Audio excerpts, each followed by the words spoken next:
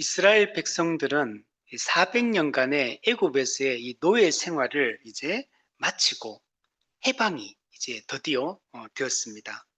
그리고 이제까지 말로만 듣던 그 약속의 땅을 향해 이 첫 발을 내딛게 되었습니다.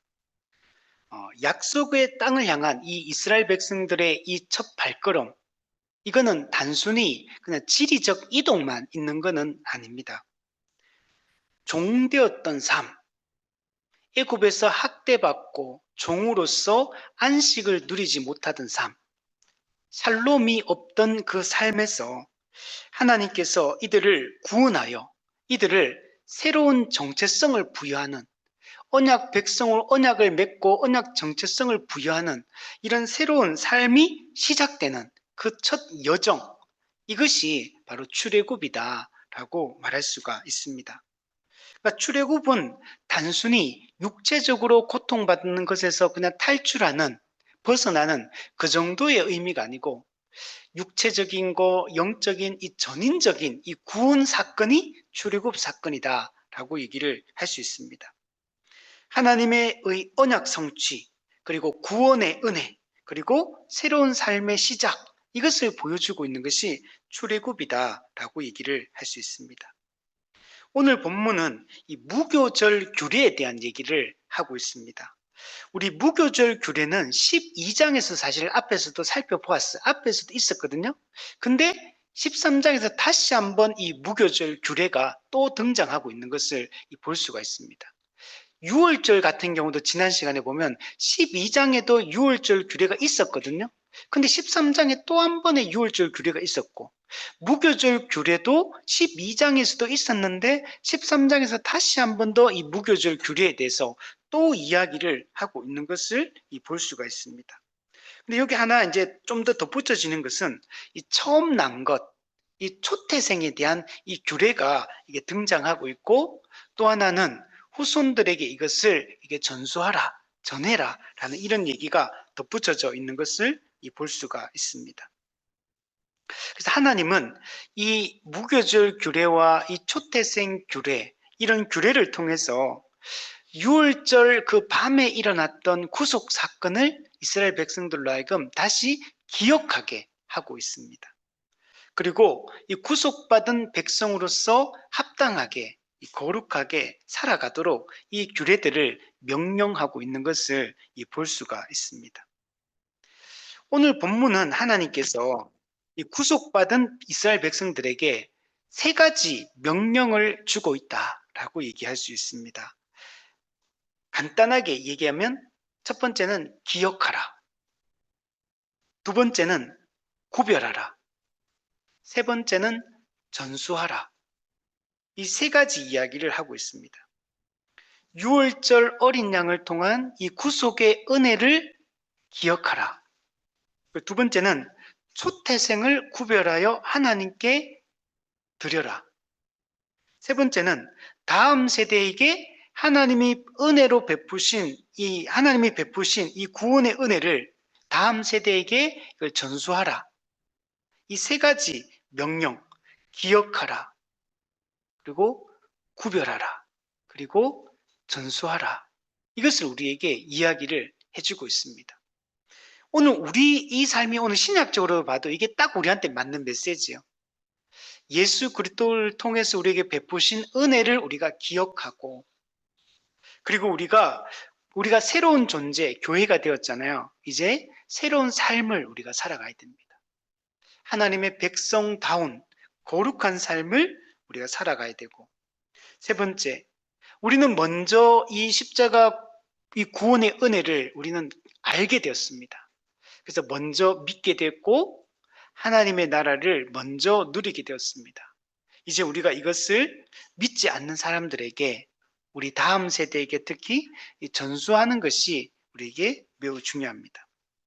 그래서 오늘 말씀을 통해서 이 종되었던 삶에서 벗어나서 구원받은 하나님의 백성으로서 우리가 어떻게 살아가야 되는지, 그리고 우리가 받은 이 구원의 은혜를, 이 복음을 어떻게 또 다음 세대에게 전수하고 우리가 이 복음이 계속적으로 이게 이어지도록 할 것인지, 우리 함께 고민하는 시간이 우리 되었으면 좋겠습니다.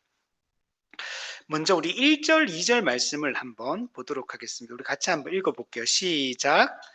여호와께서 모세에게 일러 이르시되 이스라엘 자손 중에서 사람이나 짐승을 막론하고 해에서 처음 난 모든 것은 다 거룩히 구별하여 내게 돌리라 하시니라. 하나님은 이 모세에게 사람이든지 짐승이든지 막론하고 태에서 처음 난 모든 것을 다 거룩히 구별하라고 말합니다. 그리고 구별한 그 처음 난 것들, 이것을 초태생이라고 합니다. 이것을 하나님께 돌리라. 그러니까 모든 초태생을 하나님께 돌리라 말씀합니다. 그리고 말씀하기를 이것은 내 것이다. 내 소유다. 이렇게 딱 하나님께서 말씀을 하고 있습니다. 자, 먼저 하나님은 거룩히 구별하라고 말씀을 하고 있습니다. 카도시, 이 거룩 카도시, 구별해야 된다. 거룩히 구별시켜라. 이거는 이제 특별히 따로 떼어 놓는 걸 얘기합니다. 그러니까 여러 개가 있는데 그 중에 특별히 따로 떼어서 이게 구별해 놓는 요게 이제 초태생이다라고 얘기를 하고 있습니다. 이 따로 구별해 놓는 것은 어떤 의미가 있냐면 하나님이 내 것이다 그러잖아요. 그러니까 이거는 하나님의 소유다. 하나님께 속한 것이다 라는 의미가 담겨 있는 겁니다. 하나님께 속한 것이기 때문에 따로 구별해서 하나님의 것이니까 하나님께 드리는 것이 마땅하다라고 말씀을 하고 있습니다. 왜 이것이 이거 하나님의 것이고 하나님께 돌리라고 얘기하냐면 6월절 어린 양을 잡는 그 밤에 어떤 일이 일어나냐면 애굽의 모든 장자, 애굽의 모든 초태생들이 다 죽임을 당하게 됩니다. 하나님의 심판을 받아서 죽임을 당했습니다. 근데 그때 6월절 어린 양의 피를 바른 이스라엘 백성들의 이 초태생은 다 구원을 받게 됩니다. 6월절 어린 양의 피를 문설주와 문인방에 바른 이스라엘 백성들의 사람과 짐승의 모든 처음 난 것들은 죽임을 당하지 않고 이 구원을 받게 됩니다. 초태생을 하나님께 드리라. 이거는 이 말 속에는 어떤 의미가 담겨 있냐면 이 모든 것은 이제 모든 초태생이 하나님의 소유다라는 얘기를 하고 있는 것이고 이것은 사실은 그 초태생만 하나님의 것이다라는 의미를 담기보다는 전부가 하나님의 것이다라는 의미를 사실은 내포하고 있습니다. 여러분, 우리의 모든 삶, 우리가 가진 재물, 우리가 가진 능력, 우리 이 모든 것이 다 하나님의 것이고 우리는 하나님의 것을 잠시 위임받은 것에 불과합니다. 그래서 내 것을 가지고 내 마음대로 쓰는데 누가 뭐라고 말하냐 이렇게 말해서는 안 됩니다. 우리는 청직이다. 나 자신도 하나님의 소유이고 내가 가진 것들도 하나님의 소유이고 그래서 우리는 모든 것이 하나님의 소유임을 고백하고 모든 것을 우리 전부를 하나님께 드릴 수 있는 사람이 되어야 됩니다. 민수기 3장 13절에 보면 처음 태어난 자는 다 내 것임은 내가 애굽 땅에서 그 처음 태어난 자를 다 죽이던 날에 이스라엘의 처음 태어난 자는 사람이나 짐승을 다 거룩하게 구별하였음이니 그들은 내 것이 될 것입니다.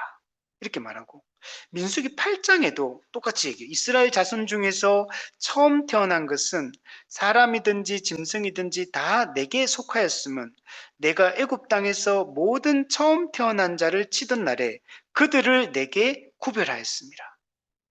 그래서 이 처음 태어난 모든 것들은 하나님의 유월절 어린 양의 피로 구원해 주셨기 때문에 이스라엘의 모든 처음 태어난 것들은 다 하나님의 것이다. 하나님의 소유다. 하나님의 것을 하나님께 돌려라. 이렇게 말씀을 하고 있습니다.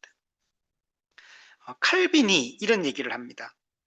하나님께서는 첫째를 당신의 것으로 요구하심으로써 초태생을 당신의 것으로 요구하심으로써 모든 생명이 그분에게서 비롯되었음을 가르치고, 모든 것은 하나님이 이 시작점, 근원이 되십니다. 또한 모든 존재가 하나님께 빚지고 있음을 인정하게 하신다. 하나님께 빚을 지고 있다. 이는 이스라엘이 구속함을 받은 백성이기에 그들의 모든 소유와 자녀들까지도 하나님의 소유임을 인정해야 함을 보여준다. 모든 것이 하나님의 소유라는 겁니다. R.C. 스프라울도 이런 얘기합니다. 초태생은 하나님의 주권적인 권리와 소유권을 상징한다. 초태생. 자, 이것은 그들의 해방이 인간의 노력이 아니라 전적인 하나님의 주권적인 개입의 결과였음을 계속해서 상기시키는 역할을 한다. 즉, 하나님이 은혜로 우리를 구원해 주셔서 하나님이 그분이 우리의 이 소유권을 가지고 있다는 것을 우리가 계속 상기하는 것이 필요하다. 이것을 통해서 우리는 하나님과 올바른 관계를 맺으며 우리가 살아갈 수가 있는 것입니다. 여러분, 그러니까 초대생이 구원을 받게 된 것은 인간의 노력의 결과가 아니잖아요. 그죠? 전적인 하나님의 은혜인 겁니다. 하나님께서 유월절 어린 양을 우리에게 보내주시고 그 유월절 어린 양의 피, 그 대속적 죽음을 통해서 우리가 구원을 받게 된 겁니다. 우리가 죄와 사망의 권세에서 벗어나고 우리가 하나님의 백성으로서 이렇게 살아갈 수 있게 된 게 전적인 하나님의 은혜로 말미암은 것이다. 그러므로 우리는 하나님께 이 모든 초태생을 돌려드리는 것이 마땅하다라고 얘기할 수 있습니다. 이걸 어떤 주석에는 이렇게 얘기하더라고요. 하나님이 어떤 분이냐? 하나님이 이스라엘의 구속자다. 우리 고엘이다 이런 고엘 제도, 우리 룻기 감이 있잖아요. 그 고엘 제도. 하나님이 우리의 구속자로서 우리를 구속해 주신 분이기 때문에 그분은 당연한 권리를 가지고 있다는 거예요. 그분이 우리를 이 죄와 사망의 권세에서 이 바로의 압제에서 구원해 줬기 때문에 우리를 구원해 준 그분이 구속자로서의 권리를 가지고 있다. 그러므로 우리는 그분이 자신이 친히 보존하시고 자신이 구원하신 것에 대해서 그 요구할 수 있는, 내 것이라고 요구할 수 있는 권리를 가지고 있다는 겁니다. 그래서 이 초태생의 소유권은 전적으로 하나님께 있다. 하나님이 구원해 주셨고 하나님의 것이다 라는 걸 우리가 잊지 말아야 됩니다. 이후에 이스라엘의 모든 초태생이 하나님께 속했다, 하나님의 것이다 라는 표시로서 하나님이 나중에 12지파 중에서 레위 지파를 특별히 구별하십니다. 그래서 레위 지파를 내 것이다 이렇게 하나님께서 말씀하는 것을 볼 수 있습니다. 우리 민수기 3장 12절에 보면 내가 이스라엘 자손 중에서 레위인을 택하여 이스라엘 자손 중에 태를 열어 태어난 모든 자를 대신하게 하셨다. 그리고 레위인은 내 것이다 이렇게 말합니다. 8장 14절에도 보면 너는 이같이 이스라엘 자손 중에서 레위인을 구별하라. 그리하면 그들이 내게 속할 것이다. 그러니까 레위인은 이스라엘 백성들이 다 죽어야 되거든요. 원래 죄 때문에. 근데 그들을 대신하는 존재인 거예요. 대신하는 존재로서 하나님의 것으로 이 부름을 받은 거예요. 그러니까 초태생 대신에 레위인을 구별하여 하나님께 바친 겁니다. 하나님께 드린 것입니다. 여러분, 초태생 첫 장자, 처음 또 태어난 새끼, 요것만 상징하는 게 아니고 초태생은 사실은 전체를 대표하고 있습니다. 초태생, 장자는 전체를 대표하고 있는 이런 존재입니다. 우리가 신약에 넘어오면 첫 열매가 있잖아요. 그죠? 첫 열매는 모든 열매를 대표하는 겁니다. 이 모든 초태생을 내게 바치라 이렇게 말하잖아요. 그럼 이 말은 어떤 의미가 있습니까? 초태생이 전체를 대표하니까 이스라엘 백성의 초태생을 하나님께 바치는 것은 곧 무슨 말이요? 이스라엘 전체를 하나님께 바치라는 말과 똑같은 말인 거예요.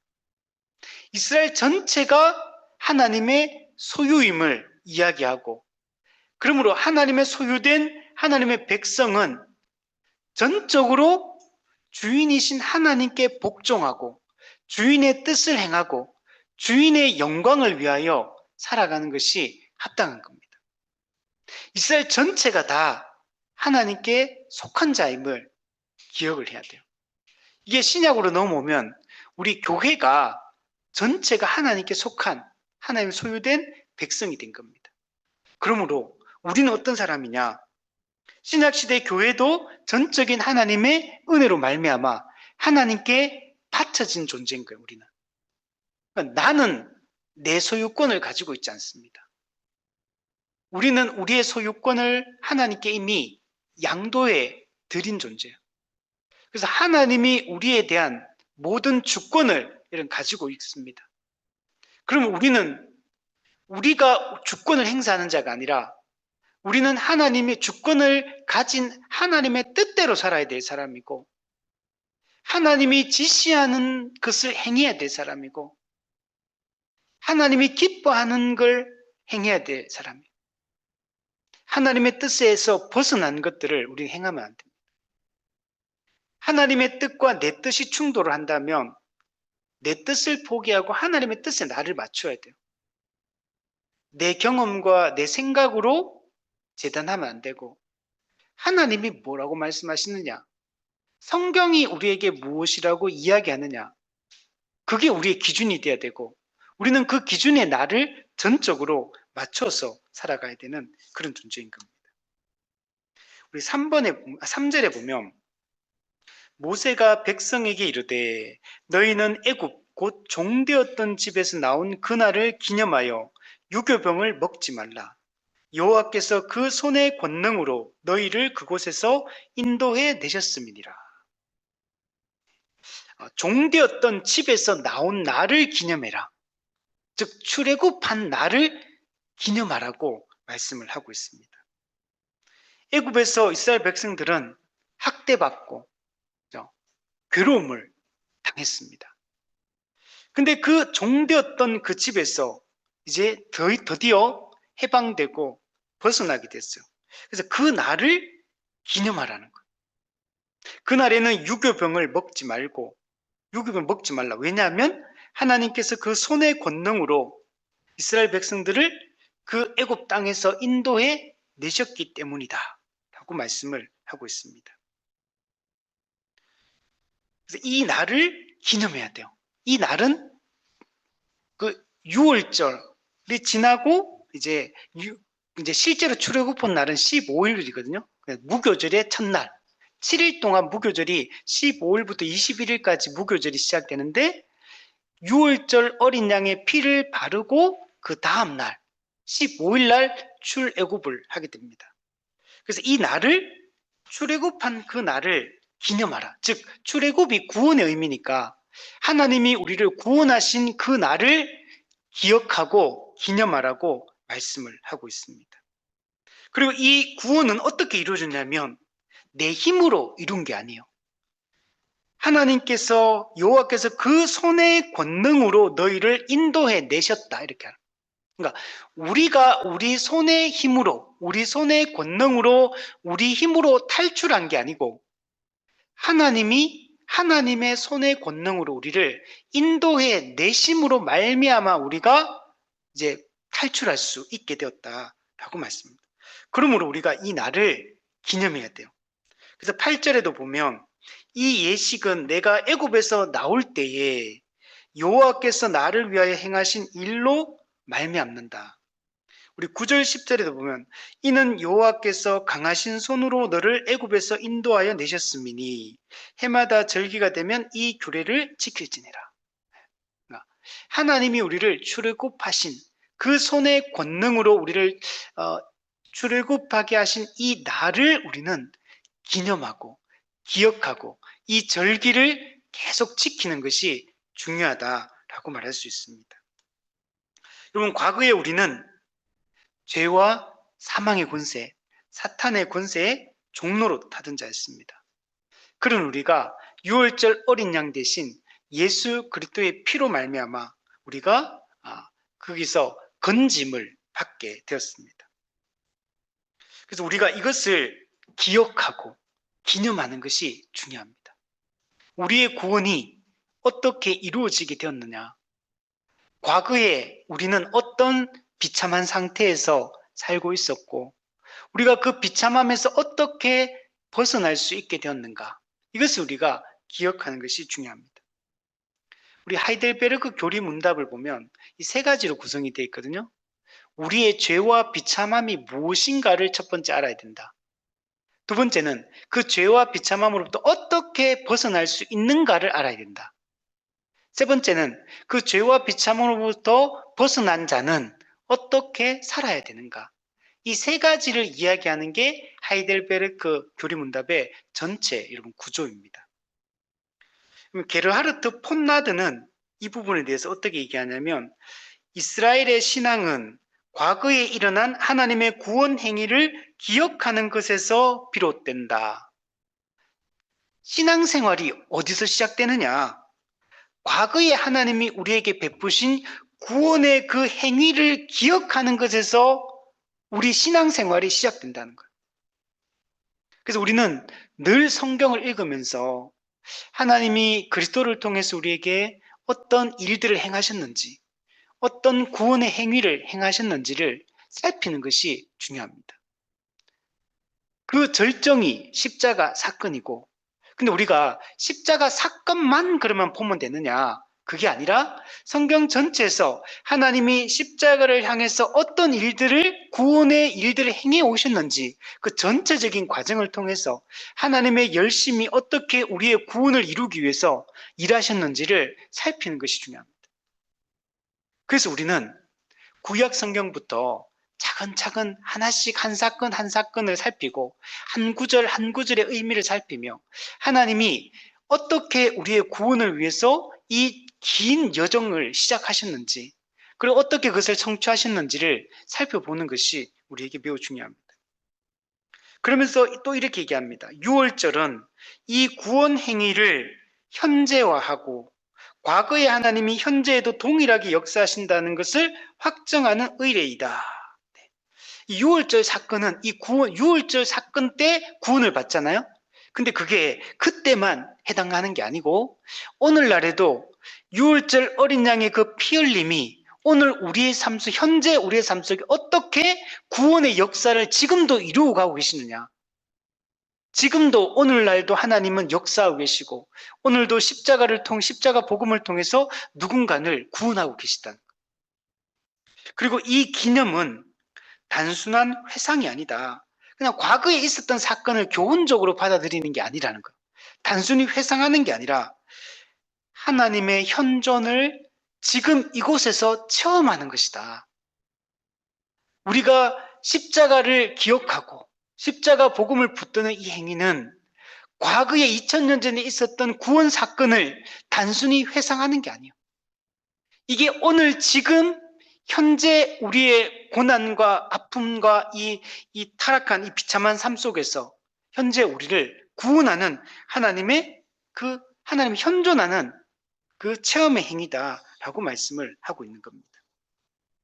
그래서 오늘 우리도 이 하나님의 이 구원 사건을 우리가 살핌으로 현재 오늘 우리 삶 속에서 우리가 부딪히는 모든 비참함의 문제 속에서 이 구원의 은혜를 체험하는 것이 중요합니다. 여러분 또한 하나님께서는 이 무교주를 기념하라고 이 말씀을 하고 있습니다. 여기는 이제 과거에 또 우리를 구원하시고 건지신 이 구속의 은혜를 우리가 기억하고 감사하는 측면만 있는 게 아니고 과거의 비참한 노예 생활 가운데 살아가던 우리의 처참한 그 삶을 기억하는 게 중요합니다. 과거에 우리가 어떤 존재였는가? 예수 믿기 전에 우리가 어떤 존재였는가? 이 세상은 어떤 곳이며 이 타락한 세상 속에서 이 죄성을 가지고 살아가는 이 인생이 얼마나 허무하고 보잘것없고 비천한 삶인지 얼마나 이것이 고통스러운 삶인지를 기억하는 것이 필요합니다.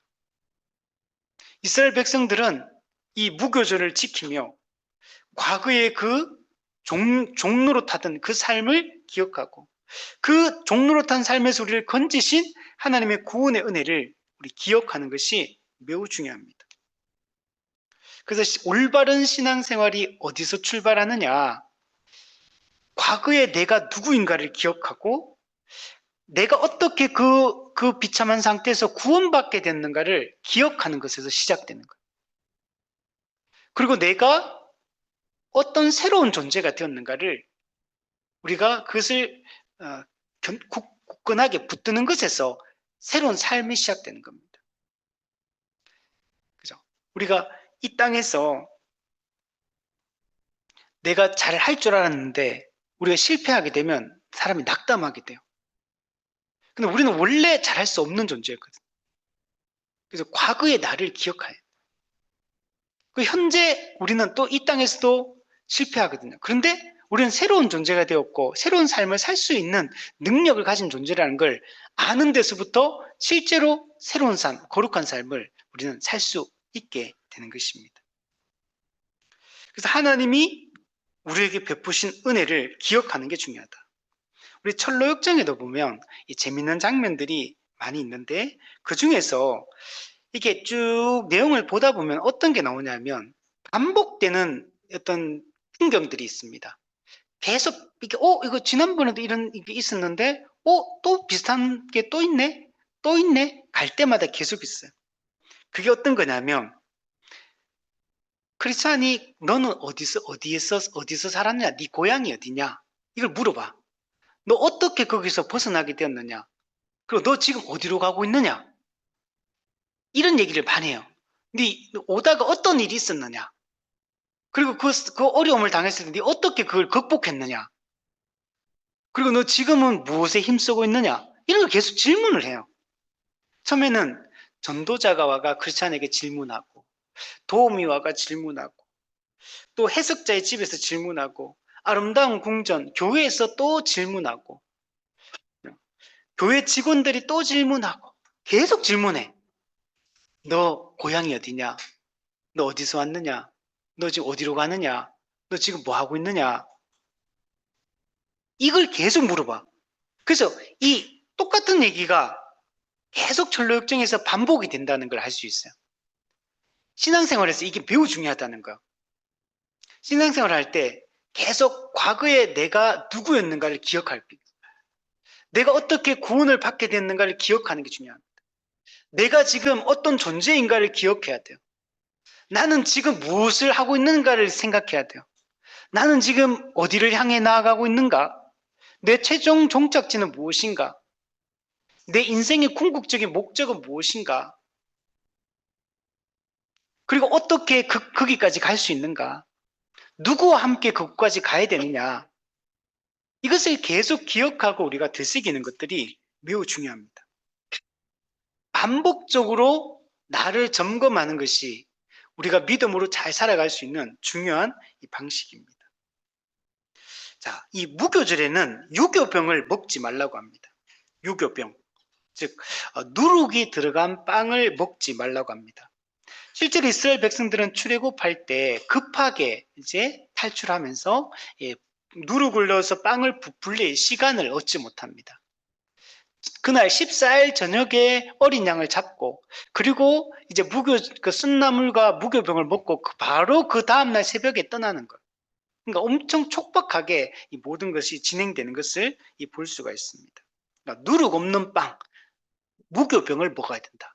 유교병을 먹으면 안 된다. 그 얘기는 이 누룩은 없어야 된다는 거예요. 누룩. 그리고 누룩은 성경에서 죄를 상징하고 부패성을 상징합니다.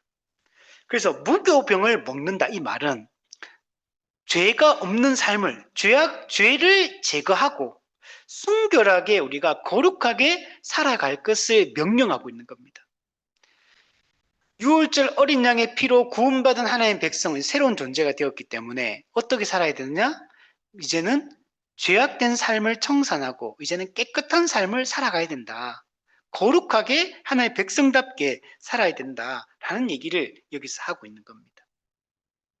그리스도인은 이제 죄를 미워하고 이제 과거에 그 예수 믿기 이전에 그 죄악의 상태에서 머물러 있는 것이 아니라 이제는 새로운 존재가 되었기 때문에 새로운 존재답게 삶을 살아가야 된다라고 얘기를 하는 겁니다. 우리 4절, 6절에 보면 한번 읽어볼까요? 우리 4절부터 6절까지 같이 한번 읽어볼게요. 자, 시작.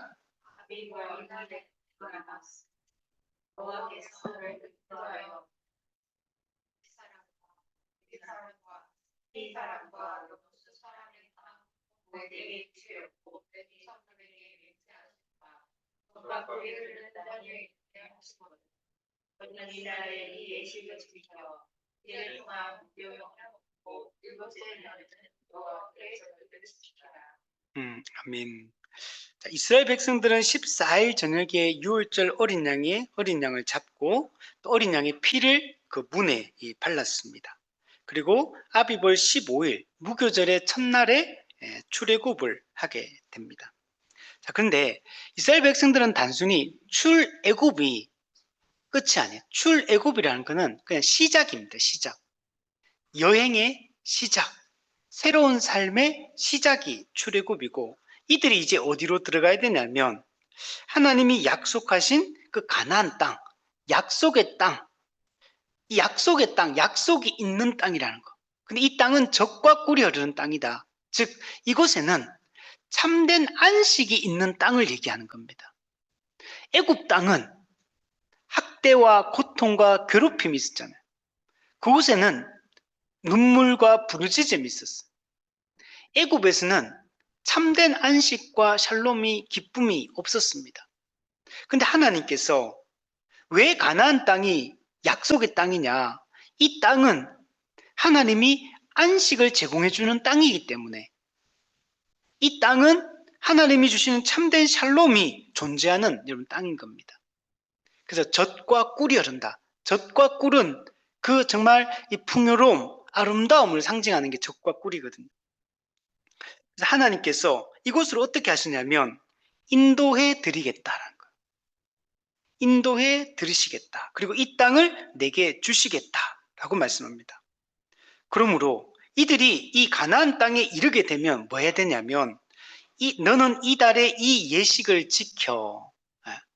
그러니까 가나안 땅에 이르기 전까지는 처음에 이제 유월절, 첫 번째 유월절 지키고, 그리고 그 관은 노중에는 유월절 안 지키는 겁니다. 그리고 그 가나안 땅에, 약속의 땅에 이르게 되면 너는 이달의 이 예식을 지켜서 1회 동안 무교병을 먹고 7째 날에 여호와께 모여가 성회로 모여서 다 같이 모여가지고 이제 축제를, 하나님 앞에서 축제를 이렇게 벌이게 됩니다. 하나님은 이것을 사실 아브라함에게 처음 약속했습니다. 그리고 족장들에게 이 약속을 주셨고, 이것이 그 이스라엘 12 자손들에게, 12지파에게 이 약속을 이어받게 하셨습니다. 그리고 실제로 이 모세와 이스라엘 12지파가 이제 실제로 가나안 땅으로 출애굽해서 여러분 들어가게 됩니다. 하나님은 약속하신 대로 지금 이 모든 것을 지금 성취해 나가고 있는 중에 있습니다. 이미 이루어진 것들도 있고 장차 이루어질 것들도 있습니다. 이제 출애굽은 이루어진 사건이 되는 거죠. 근데 이제 가나안 땅에 들어가는 최종 종착지에 도착하는 것은 이제 장차 주어지게 될 거다. 그리고 너희들이 그 땅을 얻게 될 것이다. 그리고 그 땅에 이르게 되면 뭘 해야 되느냐? 이 예식을 지키라는 거예요. 이 예식을 지키면서 하나님이 우리를 어떻게 구원해 주셨는지 그것을 기억하라고 말씀을 하고 있는 겁니다. 그래서 이 아비벌의 이 절기를, 무교절 절기를 지킴으로 정말 이스라엘 백성들이 하나님의 은혜를 기억하고 자기가 누구인가를 기억하고, 이걸 기억하는 게 왜 중요하냐면 그 가나안 땅에서 하나님의 백성으로서의 삶을 실제로 이제 본격적으로 시작할 수 있기 때문에 그렇습니다. 그러면 가나안 땅도 도착만 하면 끝나는 땅이 아니잖아요, 그죠? 그 땅에 또 그들을 하나님의 백성으로서 샬롬을 누리지 못하게 하는 그런 이민족들이 있고 방해하는 세력들이 있기 때문에, 그래서 이것을 기억하는 게 그 땅에서 이스라엘 자기 정체성을 지키며 새로운 삶을 살아갈 수 있는 이 방법인 겁니다. 근데 이거는 출애굽해서 가나안까지 가는 과정에서 똑같은 거예요. 그래서 계속 이것을 기억하라고 말씀합니다. 그리고 거기 도착해서도 이것을 계속 하나님의 구원의 은혜를 기억을 할 때 하나님의 백성으로서의 실제적 삶을 살아갈 수가 있게 되는 겁니다. 우리 7절에 보면 이래 동안에는 무교병을 먹고 유교병을 내게 보이지 아니하게 하며 내 땅에서 누룩을 내게 보이지 아니하게 하라. 계속 반복되죠. 누룩을 제거하라. 누룩이 눈에 보이지 않게 하라. 이게 강조가 되고 있습니다. 단지 무교병을 먹지 않는 것 이걸로 그치는 게 아니에요. 누룩이 네게 보이지 아니하게 하라. 그러니까 누룩이라는 게 눈에 보이지도 않게 해야 돼.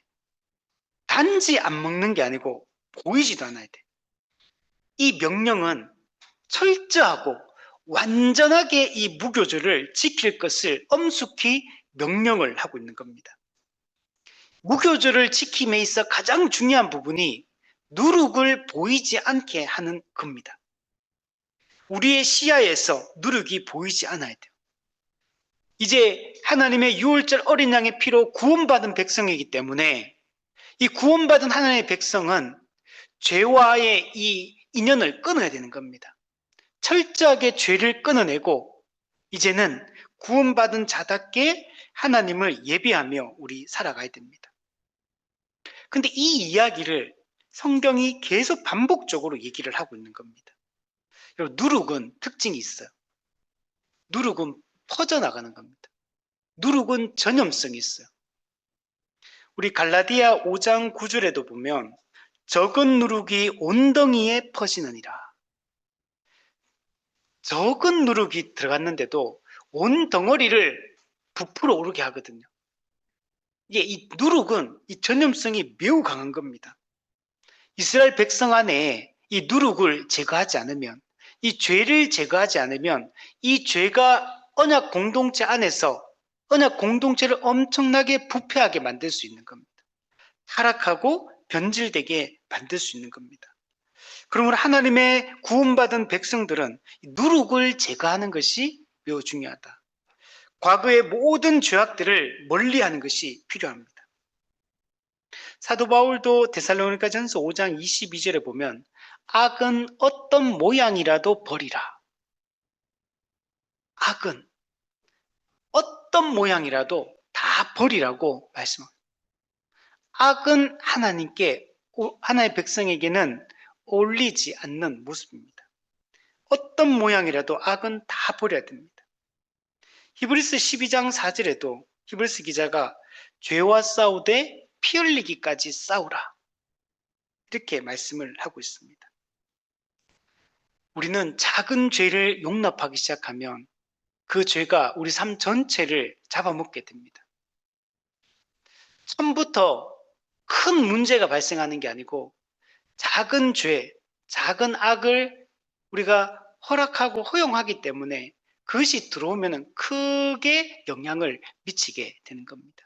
그래서 우리는 이런 작은 악이라도 우리가 반복적으로 이 죄를 짓지 않도록 우리가 힘쓰는 게 중요합니다.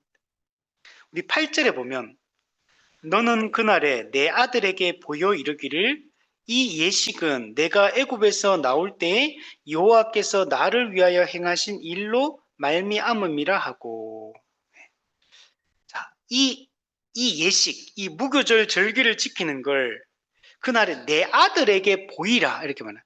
이 아들, 그러니까 실제적인 육체적인 아들도 될 수 있지만 후손들에게, 자손들에게 이걸 보여라.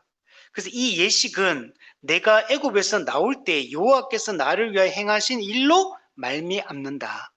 하나님께서 이스라엘 백성들을 애굽에서 출애굽시킬 때 어떻게 했냐? 그들에게 재앙을 내리고 그리고 어린 양의 피를 바르게 하는 이 두 가지 일을 하시거든요. 이것을 통해 구원의 은혜를 이스라엘 백성들에게 베풀어 주신 겁니다. 그래서 이것 때문에 우리가 이 유월절 절기와 무교절을 지킨다라는 걸 자기 아들들에게 가르치라는 겁니다. 먼저 자기 자신부터 우선은 이거 규례를 잘 지켜야 돼요. 우선 나부터, 나 자신이 하나님의 베푸신 은혜를 기억하는 게 중요해요. 내가. 근데 내가 이 은혜를 기억하는 걸로 그쳐서는 안 되고 내 자손에게, 다음 세대에게 하나님이 우리에게 베푸신 은혜를 우리가 전수하는 것이 중요합니다. 이것을 후대는 이걸 경험하지 못했잖아요. 그렇기 때문에 우리 믿음의 선배들이 우리 후손들에게 이것을 자꾸 알려주는, 전수하는 것이 매우 중요한 겁니다. 우리 요수아 정복시대 이후에 사사시대로 진입할 때 사사기 1장에 가면 요수아가 살아있고 또 그 가나안 정복시대에 이런 것들 다 경험했던 그 윗세대가 장로들이 살아있는 동안에는 그 사사시대에 진입할 때 초기에 보면 그들이 똑바로 살아요. 그런데 요수아도 죽고 이제 이스라엘 그 장로들, 그 경험했던 과거의 하나님의 은혜의 역사들을 경험했던 그 사람들이 딱 죽자마자, 이들은 가나안 정복 전쟁도 출애굽도 경험했던 사람들이잖아요. 이들이 다 죽으니 어떻게 되냐? 그때부터 완전히 급격하게 타락해서 자기 소견에 옳은 대로 살아가기 시작하는 걸 볼 수 있습니다. 그래서 우리 믿음의 선배가 믿음의 후배들에게, 후손들에게 이것을, 하나님의 은혜를 계속 전수하는 게 매우 중요합니다. 그래서 기독교 교육은 전부 다 부모가 자식에게 신앙 교육하는 게 이게 가장 중심입니다. 교회가 교육의 주체가 아니고 가정의 부모가 자녀의 교육의 주체입니다. 그래서 이게 회복이 돼야 돼요. 이게 무너지면 교회가 주일학교를 아무리 잘 꾸려도 아주 조금밖에 영향을 못 미칩니다. 교회는 그냥 보조적인 수단에 불과한 거지, 교회 교육이라는 거는 그게 중심이 아니에요. 교회는 부모를 교육하고 부모가 가정에서 자녀를 교육하는 거, 복음을 가르치는 거, 이게 기본 방식이 돼야 돼요. 이렇게 될 때만 교회가 건강하게 세워지게 돼요. 그렇게 되면 어떻게 되냐? 신앙이 세대에게 다음 세대로 신앙이 전수가 되어집니다. 오늘날 우리 한국 교회를 생각해 보시면 부모님은 교회를 다니고 부모님은 중직자인데 자녀들이 교회를 안 다니는 사람들, 중직자의 자녀들도, 목회자의 자녀도 교회를 떠나는 경우들이 많은 이유가 윗세대에서 아랫세대에게 복음 전수가 교육의 주체로서 역할을 못했기 때문에 발생하는 문제거든요. 현재 주일학교 시스템은 그냥 아주 보조적인 수단에 불과한, 이걸 메인 이제 수단으로 사용하다 보니까 여기에 온전히 맡겨버리니까 안 되는 거죠. 주일학교 교육 우리 생각해 보시면 교사도 준비된 사람이 교사를 세워지고 복음을 아는 사람이 세워져서 아이들에게 교육을 하는 게 아니기 때문에, 그래서 매우 주관적이고 자기 경험에 근거해서 교사 역할을 하고 지식적으로도 잘 준비가 안 돼 있고, 이제 이런 게 반복이 되다 보니까 떠나는 게 너무 사실은 당연하죠. 그러니까 우리 어릴 때 유치부 때부터 쭉 해가지고 고등학교 졸업할 때까지 생각해 보면, 그죠? 한 십몇 년, 그죠? 몇 년입니까? 거의 한 20년 가까이 되잖아요. 그죠? 근데 그 기간 동안에 교회가 그렇게 많이 가르치는데 청년이 됐는데 복음에 대해서 물어보면 복음을 잘 이해를 못해.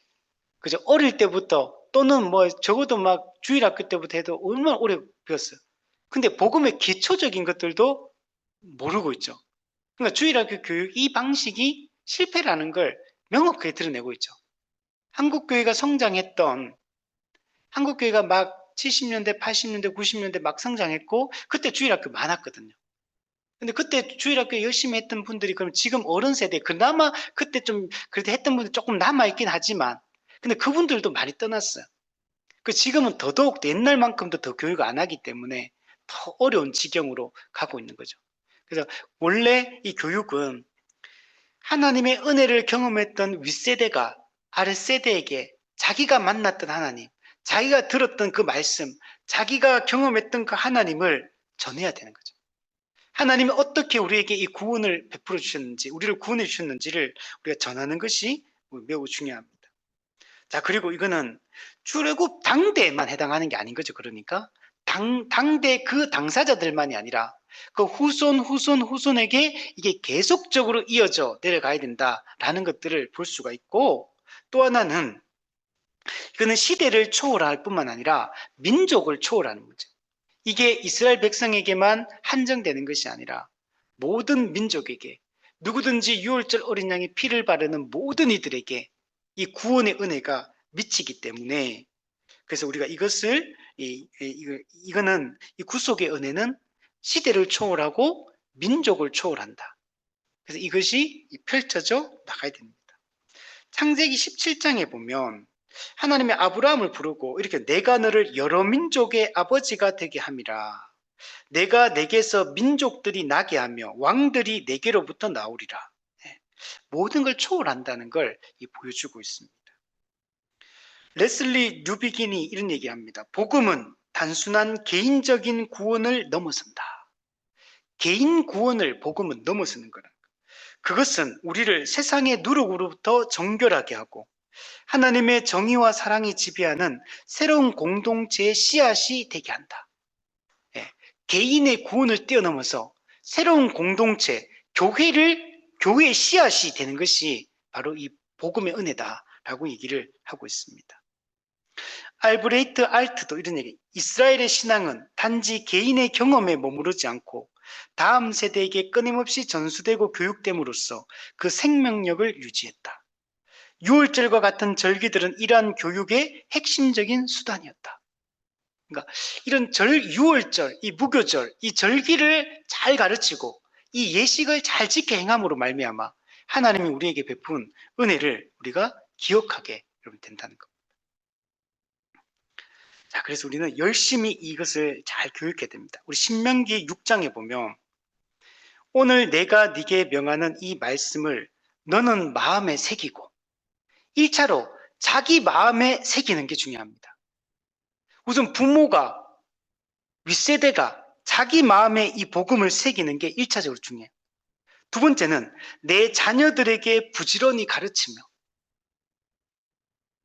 하나님이 베푸신 이 구원의 은혜를 다음 세대에게 가르치는 게 중요합니다. 집에 앉았을 때든지 길을 갈 때든지 누워있을 때든지 일어날 때든지 이 말씀을 강론할 것이며, 그러니까 자기 자신이 우리가 우리 세대가 잘 배우는 게 중요할 뿐만 아니고 다음 세대에게 우리가 항상, 그러니까 집에 앉았을 때는 누워있든 일어날 때든지 항상 말씀을 강론하고 가르칠 것을 명령을 하고 있습니다.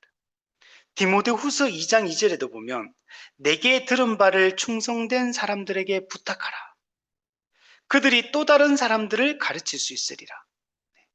우리는 이것을 다음 세대에게 배우고 알게 되는 사람들이 또 다른 사람에게 계속 전수하는 것이 우리에게 매우 중요합니다. 우리 9절에 보면 이것으로 내 손의 기호와 내 미간의 표로 삼고 여호와의 율법이 내 입에 있게 하라. 이는 여호와께 강하신 손으로 너를 애굽에서 인도하여 내셨습니다. 자, 이것으로, 여기서 이것으로는 이 무교절 규례, 이 초태생 규례, 이 출애굽 사건, 이걸 얘기하는 거. 이 구원의 은혜를 손의 기호로 삼고 미간의 표로 삼아야 된다. 여러분, 이스라엘 백성들은 실제로 이것을 천이나 가죽에다가 이 율법을 기록해가지고 그 경문갑이 있어요. 경문이라는 이 경문에 그 기록한 내용을 이 작은 상자에다가 해가지고 손에 실제로 매달고 다녀. 실제로 이마에 그걸 실제로 두릅니다. 이걸 기록해가지고. 그러니까 이거 문자적으로 그대로 지키려고 했었어요. 이게 신약 시대 때도 그 바리새인들을 보면 실제로 이렇게 하는 것들을 볼 수가 있습니다. 그만큼 말씀을 가까이 하고 있다는 걸 가까이 하려고 했던 것을 볼 수 있습니다. 물론 이거는 문자 그대로 이렇게 실행하라고 하는 건 아니에요. 근데 그만큼 말씀을 우리가 정말 가까이 해야 된다는 거예요. 이마는 가장 가까운 곳이요. 우리의 손도 가장 가까운 곳이야. 그러니까 늘 우리의 손에, 우리의 눈에, 우리의 입에 이 말씀이 가득해야 된다라는 걸 보여주고 있는 겁니다. 여호와의 율법이 내 입에 있게 하라. 그러니까 입에 입만 열면 율법이 튀어나와야 돼. 하나님의 말씀이 튀어나오고 하나님이 우리를 베푸신 강한 손으로 우리를 구원해내신 이 출애굽의 은혜를 우리가 기억하는 것이 중요하다라고 얘기를 하고 있습니다.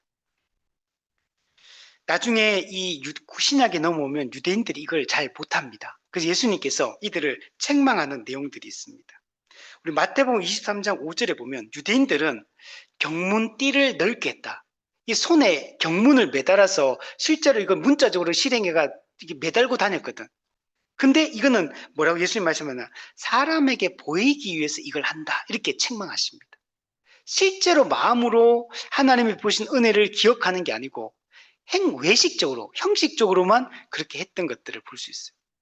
자, 그런데 우리는 정말 이것을 우리의 마음에 새기는 것이 우리에게 중요합니다. 우리 마지막으로 10절에 한번 보시면, 그리고 한 가지 더 하면, 그 입에 있게 해라, 입에. 율법이 내 입을 떠나지 말게 하라. 그러니까 입을 떠나지 않는 것은 모든 삶의 구석구석마다 이 하나님의 말씀이, 구원의 이 은혜가 늘 함께하고 있다라는 걸 얘기합니다. 그러니까 마음의 말씀이 충만하고 은혜가 충만해지면 우리 입을 통해 그게 나오게 되잖아요. 그래서 우리 입에서 이 하나님의 구원의 은혜가 계속 되새김되고 이게 선포되어지고 이렇게 해야 된다라고 말합니다. 이걸 요수아서 1장 8절에는 이 율법책을 내 입에서 떠나지 말게 하며 주야로 그것을 묵상하여 그 안에 기록된 대로 다 지켜 행하라. 이렇게 말씀을 하고 있습니다. 입에서 말씀이 떠나서는 안 된다.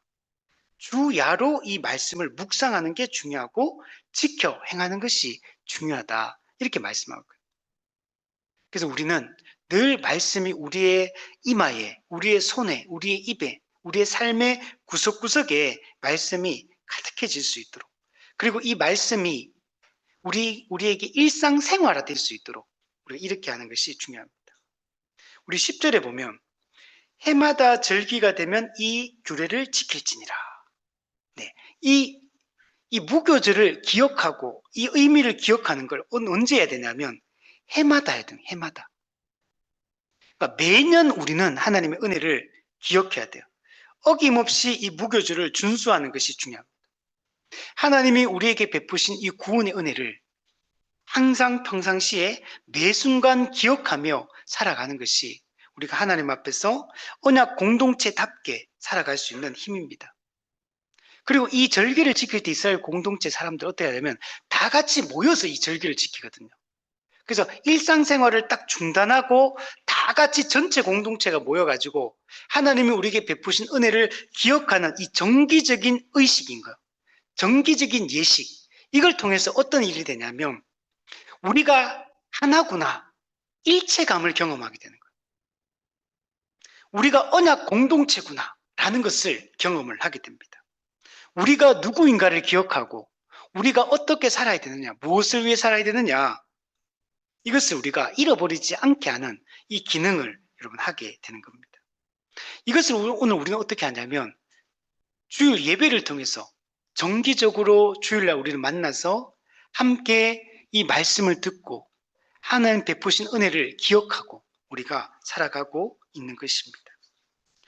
우리가 이 작업이 계속 이루어질 때 매 순간 말씀이 우리의 삶 속에서 우리의 손에, 우리의 이마에, 우리의 입에 항상 있어야지 되고, 그리고 정기적인 주일 예배를 통해서 한몸된 공동체가, 언약 공동체가 함께 모여가지고 이것을 기억하고 되새기고 이것을 나누는 것들이 너무 중요한 겁니다.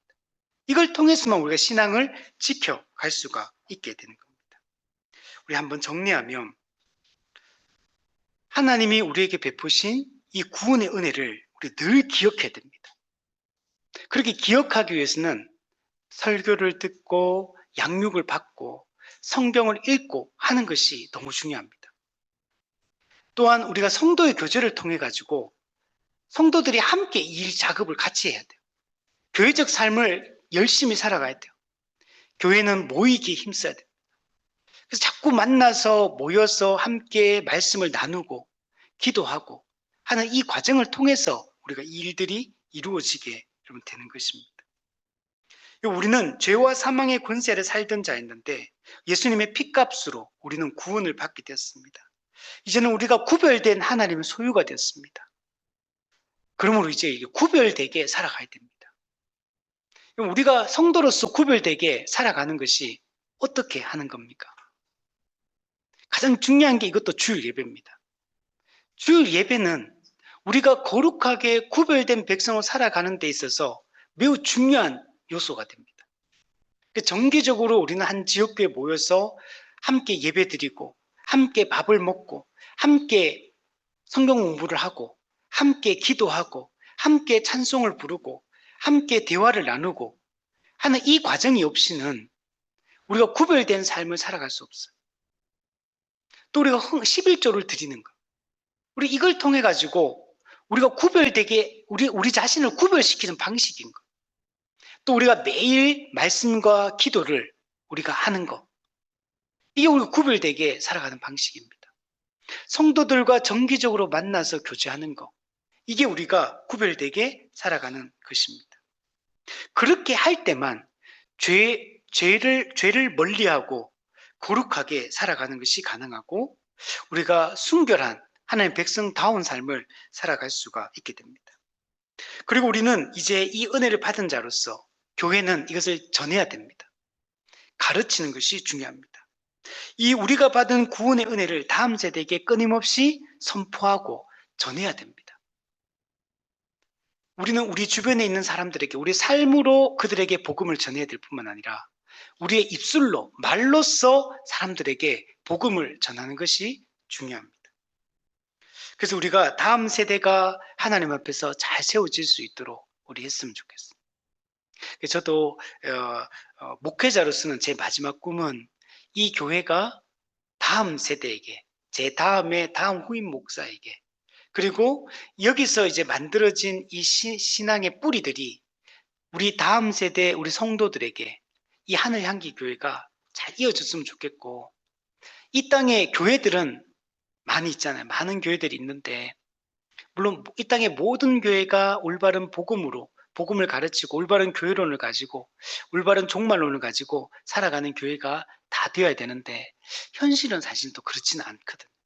현실은 전하는 복음의 메시지에 있어서 그리고 추구하는 교회론에 있어서 또 종말론에 있어서 이게 많은 차이점을 실제로 가지고 있는 게 사실이고, 건전한 교회도 있는 반면에 불건전한 교회들도 많은 것이 사실입니다.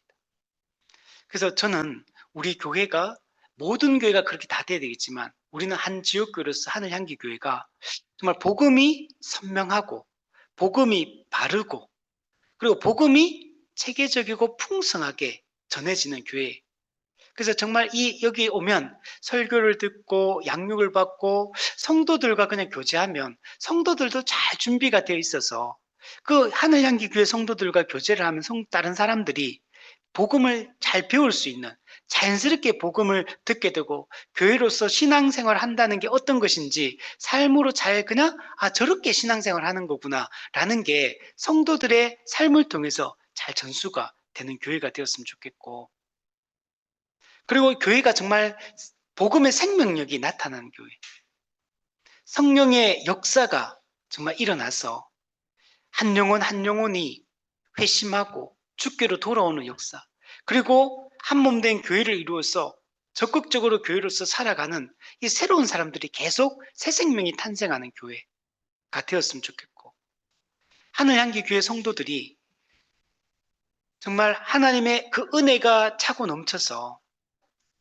정말 생각하는 것에나 말하는 것에나 행하는 것에 정말 구별되고 정말 본이 되는 이런 삶이 되어서 사람이 되어서, 그래서 우리 하늘향기 교회 성도들이 가정에 돌아갔을 때, 또 친척들과 만났을 때, 친구들과 만났을 때, 하늘향기 교회 성도들이 직장에 있을 때 자연스럽게 그들이 복음에 관심을 갖고 주께로 돌아올 수 있는 이런 교회가 되었으면 좋겠고, 우리 교회만 좋은 교회로 세우는 게 아니라 옆에 있는 지역교회들과 연합하고 지역교회들이 또 이 성경적 교회를 이룰 수 있도록 도전이 되고 본이 되고 또 우리가 채우고 도울 수 있는 부분들을 또 도와주고, 또 우리 교회도 또 다른 교회로부터 우리가 또 배우고 또 우리가 도움을 입어야 될 것들, 그래서 교회와 교회가 연합해서 그래서 함께 정말 이 땅에서 하나님 백성으로서 이 구별되게 살아갈 수 있는 이런 교회를 이루었으면 좋겠습니다.